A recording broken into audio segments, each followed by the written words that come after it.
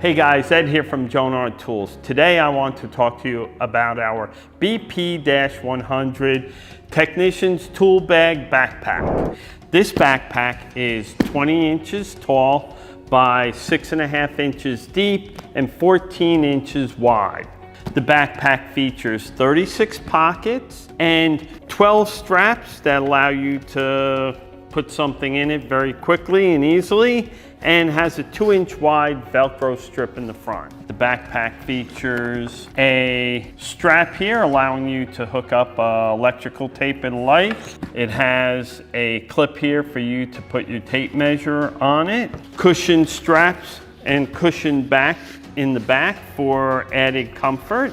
It has a heavy-duty EVA foam front pocket to protect things like safety glasses or maybe sunglasses. Inside, the backpack has 36 pockets, additional spots to put things like small screwdrivers and like. You can put them in these pockets as well.